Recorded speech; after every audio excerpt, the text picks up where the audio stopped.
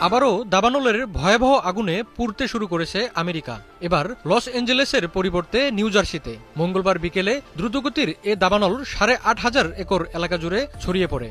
দাবানল থেকে বাঁচতে ৩,০০০ মানুষকে নিরাপদ স্থানে সরিয়ে নেওয়া হয়েছে এবং ১৩০০-র বেশি অবকাঠামো হুমকির মুখে পড়েছে। এছাড়া রাজ্যের দক্ষিণাঞ্চলে গুরুত্বপূর্ণ গার্ডেন স্টেট মহাসড়কের একটি অংশ বন্ধ করে দেওয়া হয়েছে। New Jersey forest fire service জানায়, মঙ্গলবার সকালে ওশান কাউন্টির Greenwood forest wildlife management এলাকায় আগুনটির সূত্রপাত হয়। এখন পর্যন্ত আগুনের ১০% নিয়ন্ত্রণে আনা হয়েছে, তবে আগুনের কারণ এখনো জানা যায়নি। এখন পর্যন্ত হতাহতের কোনো খবর পাওয়া না গেলেও লেসি শহরের একটি শিল্প এলাকায় বেশ কয়েকটি ব্যবসা প্রতিষ্ঠান পুড়ে গেছে, তবে কোনো বাড়িঘরে বড় ধরনের ক্ষতি হয়নি।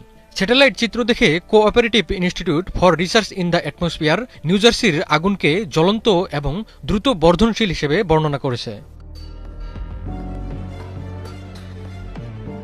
রাজ্যে ইতিমধ্যে দাবানলের প্রভাব পড়তে শুরু করেছে।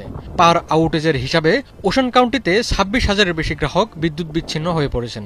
নিউ জার্সি পুলিশ জানিয়েছে, গার্ডেন স্টেট মহাসড়কের একটি অংশ বন্ধ রাখা হয়েছে। আকাশে ছড়িয়ে পড়েছে ঘন কালো ধোঁয়া। কাউন্টিতে বাতাসের গুণগত মান খারাপ হওয়ায় জনস্বাস্থ্য সতর্কতা জারি করা হয়েছে।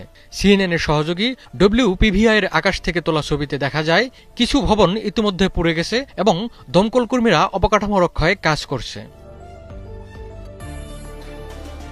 শীতে গড়ের তুলনায় কম বৃষ্টিপাত হওয়ায় গত মাসে রাজ্যে আনুষ্ঠানিকভাবে খরা সতর্কতা জারি করে কর্তৃপক্ষ। এর মধ্যেই দাবানলের সূত্রপাত হলো। প্রতি বছর আগুনে নিউ জার্সির প্রায় ৭,০০০ একর বন পুড়ে যায়। মঙ্গলবারের আগুন বার্ষিক গড়কেও ছাড়িয়ে গেছে।